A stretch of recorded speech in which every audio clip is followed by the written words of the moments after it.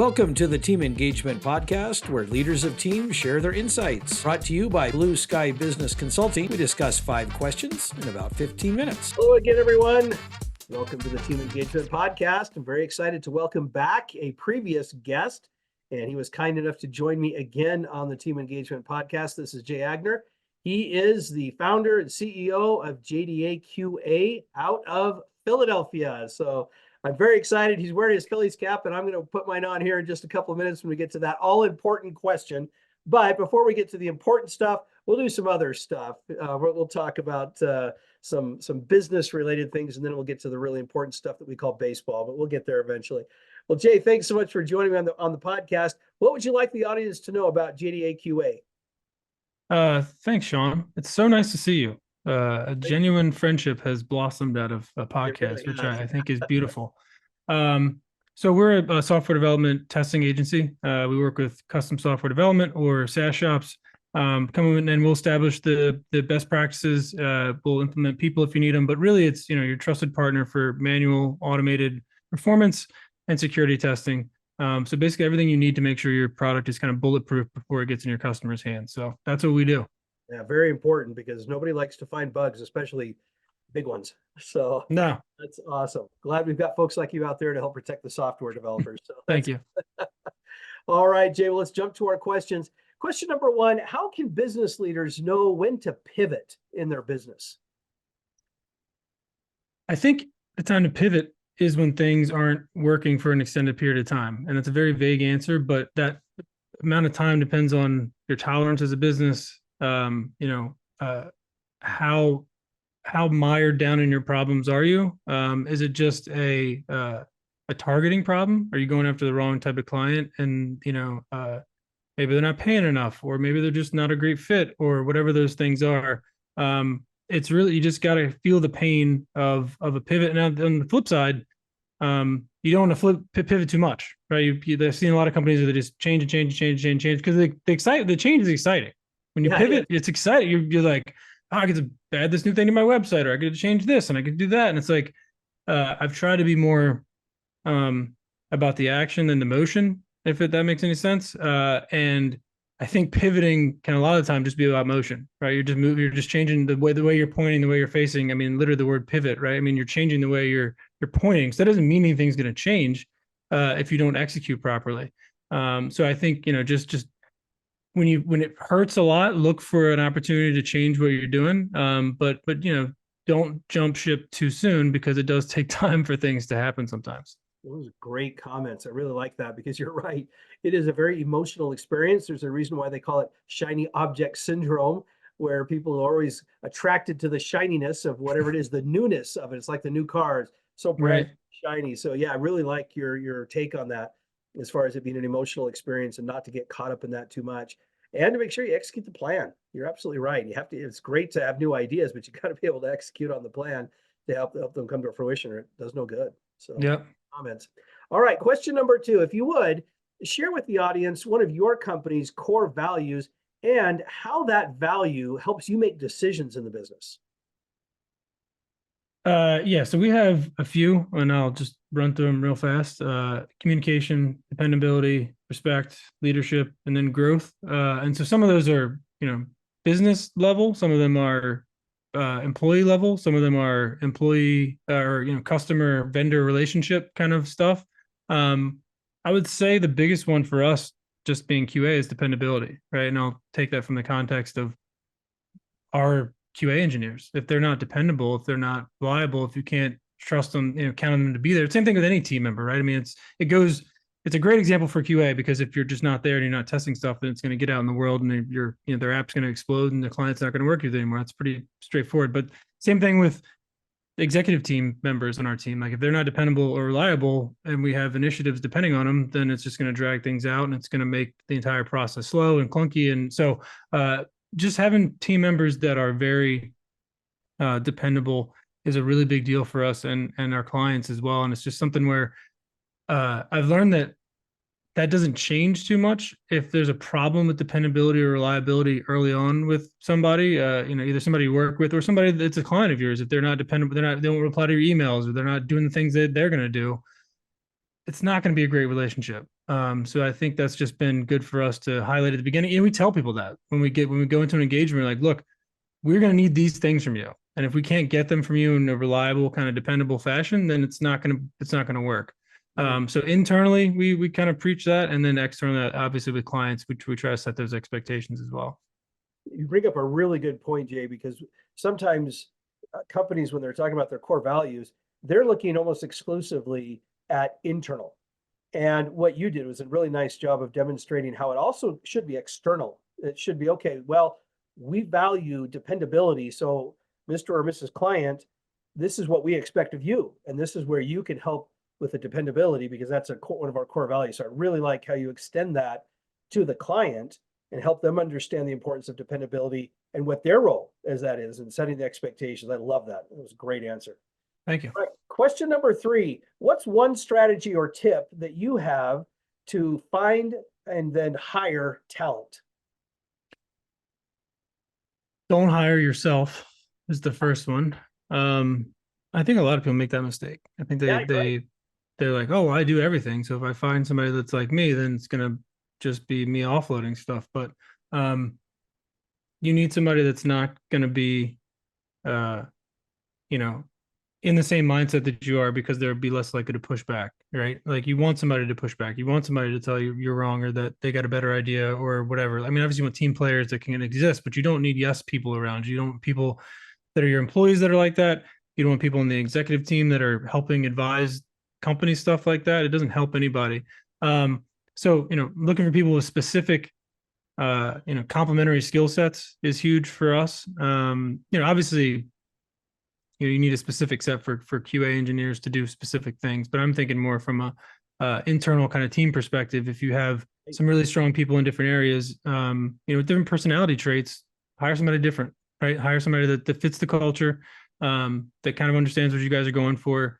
And we do that through a bunch of means. We do it through our kind of internal network that we've built over the years of just having a bunch of people in the space. Then they know people, and then they know people, and they know people, and you kind of build this giant network of really great, QA engineers or virtual assistants or, operations people, whatever they are. Because quite honestly, you'll find they have friends that do the same stuff, right? Like, you hang out with people that kind of, people that do the same stuff that you do. And it's a good way to build a network that way. And then, the normal avenues of Upwork and, LinkedIn and Indeed and all the kind of normal sites. But I think having a clear criteria of exactly who it is you want to hire, what you want them to do when they get here, because a lot of people will hire somebody that's close and has like a wider skill set, and it doesn't really work out, and everybody gets frustrated because the person's a little more of a generalist than you need, right? And I see that a lot. Like, people hire somebody that's, let's say for sales. I'm using a recent example I was just telling you about. If you're looking to hire a salesperson, but the person you're interviewing is a sales and marketing person, you're not going to get a salesperson. You're going to get a sales and marketing person, right? Like, you're not going to get a guy that's like dying to make phone calls and dying to hit numbers and do all these sorts of things. You're going to get a guy that's going to go, yeah, we can do some outbound sales and cold email, but we're also going to do SEO, and we're going to do this, and we're going to do that. And it's like, I don't need that. I'm hiring a salesperson. I want to hire a salesperson. So I think just really keen in on what skill set you need them to have. Don't try to hire yourself if you're a solopreneur. If you're hiring your first person, hire somebody that's different than you with different skills. And then just kind of build that network, and it organically will, pay dividends as you build that out and you hire good people, right? I mean, if you try to hire big bargain bin prices, you're going to get bargain bin people. So hire good people, pay them well, treat them well, and, they'll refer you just like a client will. Oh, so many great things you said in that, Jay, because boy, we could rehash all of it, but for the sake of time, I'll just simply point out a couple of things that I really like. One, you mentioned it very quickly about the importance of making sure that they have the skill set, but that they also fit within the culture of the company. And that is such a key element. And of course, I like your comments about finding complementary people that don't necessarily think like you. They fit the culture, but they think a little bit differently. They approach a problem or an opportunity differently than you would. And that just that includes so much more. I really like those comments. So for all of the listeners and viewers out there, make sure you go back and listen to his response on this particular question, because he packed a lot into just a few minutes. All right, question number 4. What's one strategy or idea that you have within your company to identify and then develop strengths within the company? I mean, I think it's really, you stand it on its head and you have to look at what you're weak at. I mean, we do that all the time. Like we see that we're, not, let's say we're communicating internally with a team we're working with, but we're just banging our heads and we're not being able to get any progress. We'll say, well, why is that? Why are we weak in that area? Why are we not able to make progress? And then we realize, well, it's really communication at a higher level, right? It's executive to executive. The people who hire the people to be there, those are the ones. So we kind of try to look for any places that hurt, that are recurring painful issues. Operations was one of those for us for years, and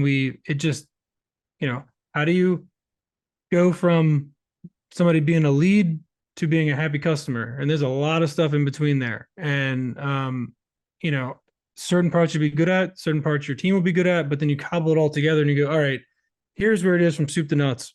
Which part sucks the worst? Which one hurts, the worst? Which one are we getting complaints from our customers on? Is it the quality of our people? Is it the amount of hours they're billing? Is it the technology that we brought in? Is it the people, what is it? Is it the attitude? Like there's a lot of different things that you can kind of key on, and just have to listen to your clients, especially, because those are the ones paying the bills, but also your internal team, right? Like, you have to spend the time understanding the issues that, I'm hopping on a call after this with a client to talk through some issues that we've had. And I had to really dig in with our team and go, what I saw the emails, heard the complaints. What is driving this? What is really, like, what are they pissed about? What are they upset about? And it was something that we aren't doing right. And so we go, okay, well, we'll fix that now, but also going forward, we're going to make sure we do X, Y, Z every time we onboard a client. Every time we work with a client, this is going to be our process. And as long as you kind of learn from it, you roll it into the process that you're doing, it becomes a strength eventually, because you're constantly iterating on those things until it becomes not a problem anymore. And you're crushing it in an area you used to, be struggling in. So it's kind of just it's an identification of what hurts, and just applying strategies to try to iteratively improve that. I love that. Yeah. Finding those pain points and finding the solutions. I like that. That's great. All That's right. it. Here we go. Question number 5. So I get There my it is. cap on. And now we're really in harmony Now here. we're in it. Hardcore Philly Yeah. fans. Okay. Share with me a favorite baseball memory, Jay. There's so many. Either my first home run as a 10 or 11-year-old, when you move up to the middle school field or whatever and you hit one over the fence. I mean, you'll never forget running around I remember my coach telling me, slow down, enjoy it. don't sprint around the bases, right? And then I think the dad answer is coaching my couple sons in baseball was just watching a bunch of kids get slightly better at something over a season is a very rewarding thing. And they go from all piling around the ball every time it's hit to like actually staying in their positions and throwing the ball around and stuff. So I think just coaching, and I even coached when I was in high school. I coached a couple t-ball teams. I just love like that age and like watching them grow and like that sort of thing. So I think coaching would probably be my biggest memory. What about you? What's your favorite one? Oh, wow. It was funny because you talked about the home run there that you hit. I never did hit a home run when I played, but I came really close once. And when I flew out to center. And when I got back to the dugout, it was a little league coach, and he just said, Sean, if you had swung all the way through the ball, because I had a weird tendency of stopping halfway. And he Right. said, all the way through it, he had a home run. And Right. so we'll talk about that. I was like, yeah, I missed out on that opportunity there. So, I was never a big power hitter. Okay. But I was pretty good I had some speed back then when I was Okay. younger. And so I could leg out some singles, some infield singles once in a while. But no, that for me, especially this time of year, I look out the window and I see sun and it's spring, and it always makes me a little bit baseball hungry, get that baseball fever going. So here we are at the beginning of the official baseball season, and it's full on right now for me. Oh yeah, it's game time. Oh yeah, and when I played in high school, it was February. We'd be starting to practice, and it'd be cold and snowy Yep. half the time. But just this time of year for me, it's just springtime is a lot of fun. It's heavy on baseball for me. I love it. A lot of combined memories there. I love it. That's awesome. Well, Jay, thank you as always. I really enjoy our conversations, and the audience doesn't know this, but you and I have talked a few times off camera as well, and I always enjoy our conversations. And thank you for taking time to share your insights regarding business and leadership. How can the audience get a hold of you and find you? LinkedIn is the best way. Jay Aigner, Jaigner. You can check out our website, JDAQA.com as well, and book a time if you want to chat about anything. That sounds great. Awesome. Well, thank you again, Jay, and thanks to everybody who frequently and regularly, consistently checks in with the Team Engagement Podcast. We appreciate your support, and we wish you a great day and business success as well as success in life. Have a great day. This is Sean Richards with the Team Engagement Podcast, where leaders of teams share their insights. For more ideas, go to teamengagementpodcast.com. We also invite you to follow or subscribe to our podcast wherever you may be listening or watching. Is your business thriving? Go to tbs-score.com to find out. Thanks for joining us today. Have a great day.